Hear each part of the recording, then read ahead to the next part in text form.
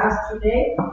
Good morning and welcome to all leadership, councillors, guest speakers, heads of departments, and colleagues.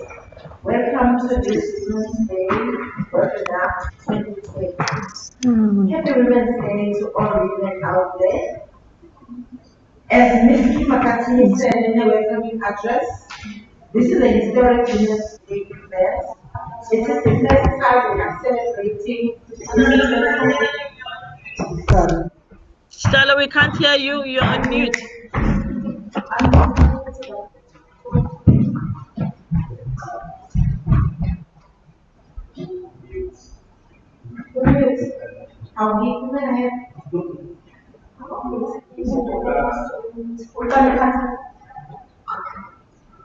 Thank you, TCM. A very good morning to our honorable mayor. A very good morning to our honorable mayor, Councillor Kaunda, and members of the executive committee that have joined us. Good morning, welcome to all leadership, councillors, guest speakers, heads of departments, and colleagues. Welcome to Women's Day webinar. As Ms. Makatini said, to all beautiful women out there. As Ms. Makatini said in a welcoming address, this is a historic Women's Day event. It is the first time we're celebrating this Women's Day, which is in honor of strong, intelligent, and humble women via online platforms. We are here to celebrate our mothers, our mothers, our daughters, the corporate. We are here to honor the feminine mind, her brain, her heart and soul, and her muscle. Men, we celebrated you in the Men's Month seminar last month. You are our brothers, our husband, and you are our children. It's a lot like Mother's or Father's Day. Although there is a specific day dedicated to honor our mothers and fathers, but in reality, we celebrate our love for women in the workplace too. This should apply to men and women in the workplace too. We need to appreciate each other, appreciate our diversities, our strengths, our talents, and our different cultures in order to create a harmonious workplace. In reality, there are many challenges and obstacles that we must face and overcome. As the chairperson of Governance and Corporate Human Resources Portfolio, I assure you, we are addressing the issues faced by our employees in the workplace. I can assure you that if any committee is working towards addressing gender equality in the workplace, it is this committee. Today, we have an impactful lineup of speakers to talk to this for Women's Month 2020, which is Generation Equality, Realizing Women's Rights for an Equal Society. We have invited Professor Cheryl Potgieter, who will address us on the social norms to end gender-based violence. I am sure we will have a robust and fruitful discussion around this important subject. This webinar promises to bring you insightful information and will spark much needed conversations around issues that women have in the workplace. You know what they say? A little later on work-life balance. You know what they say? All work and no play make Jack a dull boy, but we have to adapt for our wonderful women. So we will say, all work and no play makes Jill a dull girl. Again, I welcome you all to this insightful and powerful online event. You strike a woman, you strike a Malibu. Thank you.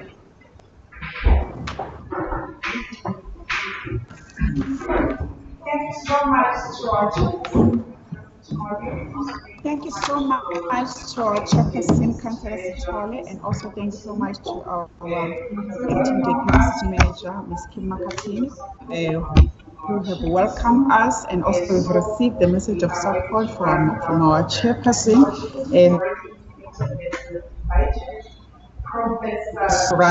Our Chairperson have already indicated that we have Vice Hotel from DUT. Before she comes up on stage, I would like to just give you a brief bio about our main speaker, who's Professor Cheryl Hotel. She completed a BA Honours degree in Psychology and Teachers Diploma at University of Western Cape. Psychology from the University of Cape Town and a doctorate in psychology at the University of Western Cape. She previously was a deputy head of psychology, was a director and the head of women's studies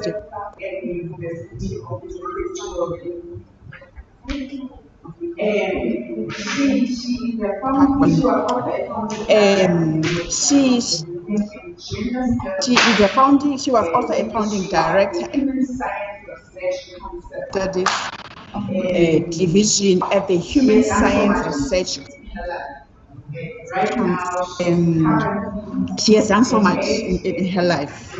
Right now, she is currently the head research focus area gender justice, health and human development from the University of Durban. So help me welcome our main speaker, who will talk about we are saying we want to uproot the social norms to end the gender-based violence.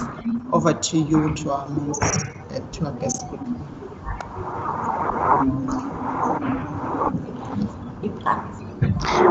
Good morning, and thanks for having me this morning. I would like to recognize all the dignitaries from the Municipality that are present here this morning, especially the Mayor, as well as all members of the Executive. I also want to say that I engage with the Municipality been extremely professional, and I would like to thank and that was assisting me to this morning. I was given the topic by the people that had set up this webinar, and the topic that I've been given and that I'm happy to speak to is uprooting social norms to end gender-based violence. And I thank whoever is assisting me with the slides. Could I have the next slide, please?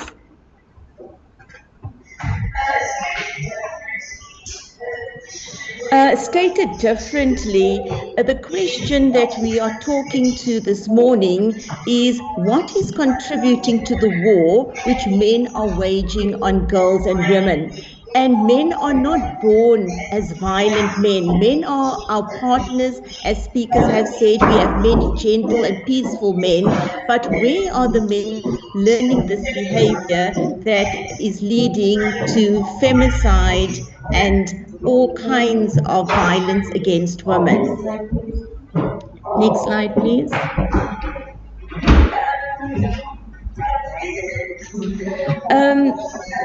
Our President, Cyril Ramaphosa, has stated in the recently developed National Strategic Plan on Gender-Based Violence and Femicide that South Africa holds the shameful distinction of being one of the most unsafe places in the world to be a woman. We have amongst the highest rates of intimate partner violence, and recently released data from Statistics South Africa show that rape and sexual violence have become hyper-epidemic. Those are the words of President Ramaphosa. Next slide, please. I want us to just remember and to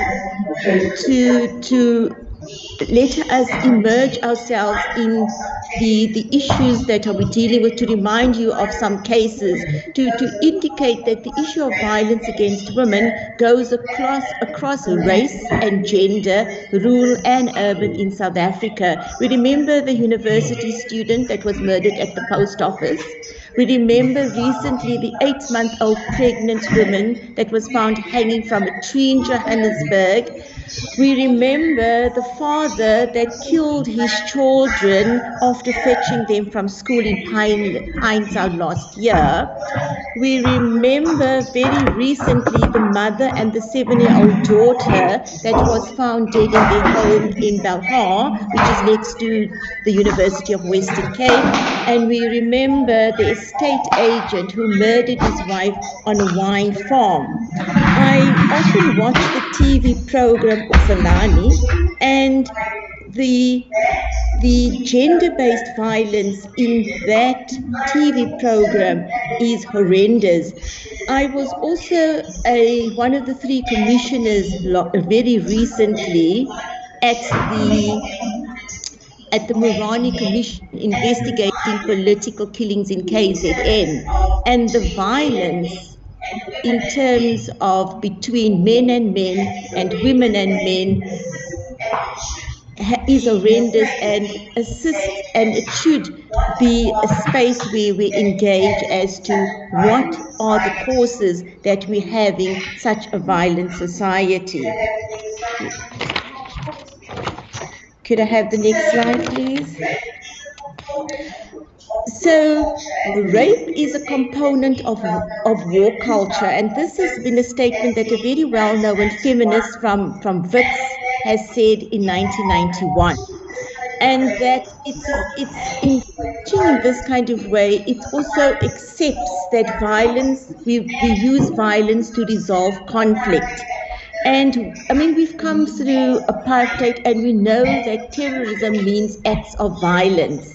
And if terrorism is spreading fear and intimidation, then I do believe that rape and the raping of women is a terrorist act, and it is a weapon that is used to keep women in their places. Could I have the next slide, please? In South Africa, I think that as women and girls, we are all potential rape victims. We are all potential victims of femicide. I think as women, we have nightmares about rape and femicide, and we are haunted by its possibility. It defines where we go, what we do, how we dress, what time we go to the office, what time we leave the office. And it controls us. All the above is in a space for us to not be raped or sexually harassed. So we do what we have to do with always the fear in mind that we could be raped, we could be a victim of gender-based violence. I want women in this webinar to think about our daily harassment. When you go to the taxi rank, when you go to petrol stations, what are the comments that are made about you? When you go to ShopRite or Woolworths or the Spazi shop, and the cashier gives you change, and has he also maybe stroked your hand and made a comment about you as a woman? In meetings at workplaces, we are often not listened to. Sometimes we'd sit in executive meetings. I was an executive at Deputy Vice Chancellor at another university, and we would sit around an executive table, and women would make very valuable comments. It would be overlooked, and near the end of the meeting, a man would make the same comment, and it would be recognized as if that intellectual thought had come from him. We also suffer emotional abuse, financial abuse. It's not only physical abuse. In the household, there are issues about what women can do and can't do, and even if we are both working, the very often household labor and childcare is the role of women. I mean, women think about now during COVID, what do you need to do? Cook, clean, be on a webinar, homeschool, so your work has been extended. Of course, there are men that assist, but mostly the burden falls to women. I also need to also say up front that we need to recognize the intersectionalities, the impact of race, class, sexuality, whether we're rural or urban, and how these impacts on us as women. Women are not an homogeneous grouping. Could I have the next slide, please? The effects of gender-based violence and femicide affects our children's lives, it affects all our lives. It affects where we work, where we apply for the job, it affects our promotion, and therefore it's important that we have an understanding of the crime. I want to make the following point, and I want us to be clear about this, that in most cases, all the research shows that rapists, murderers are not the psychopath, they're not the so-called sex maniac, they're your friend, they're your acquaintance, they're the person you may be dated or still dating, they're your teacher, the brother, the minister, the manager, the husband. The men that are doing this to women is your everyday regular man. Can I have the next slide? How did we get here? So I'm going to talk about social norms, which I was asked to speak to. So cultural and social norms, what are they? They are rules and expectations of behavior. And often they are unspoken, often what is acceptable and unacceptable behavior. It's what's expected of us. And I've used the definition from the World Health Organization on Violence Prevention 2009. Next slide, please. So social norms can encourage violence, and I just left the slide blank to also say to you that changing social norms can discourage violence, and the behavior of men can be unlearned, and we can teach boys and young men and all men new behavior. Could I have the next slide? Let me talk to examples of social and gender norms that support gender-based violence and femicide. I've taken this from the World Health Organization, again, the 2010. So a social norm that upholds or that would contribute to men behaving in a particular way is that boy children are taught, and then a man believes that he has a right to assert power over a woman and is considered socially superior. There's also the belief that boys are taught from a very young age that a man has the right to physically discipline women for incorrect behavior. So physical violence is often acceptable as a way to resolve conflict. Then intimate partner violence, it's something that we often do not speak about because we feel bad about it. It's a taboo subject. Sex in marriage is a man's right, and if it's not given, then there are consequences. Men are also taught to believe that if sexual activity is a marker of their masculinity, and therefore they need to do what they have to do to show that they are strong men. And there's the belief that very subtly boys are taught and men internalize it, that girls are responsible for controlling men's urges. So if you wear that short skirt or that tight top, you are contributing to a man attacking you or raping you. So, but these are social norms and beliefs and myths that should be unlearned and not taught, and should be engaged with. We should have conversations with men and boys as to how this is not the way that we should be operating. Could I have the next slide?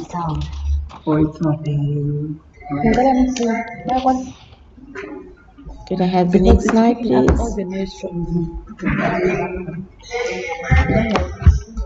Actually, learning and unlearning social norms. So how do we learn and unlearn social norms which contribute to violence? There has to be zero tolerance. Physical violence in the home is not okay. Very often in our homes, we engage in forms of violence. Issues where it's okay to beat your children, to discipline your children. And the issue of discipline and corporal violence towards children needs to be spoken about. Even though it's outlawed in our schools, in our private spaces, there's the argument that we got hidings, we were beaten, and therefore we need to beat our children for them to be disciplined, and research indicates that that's not the case. So children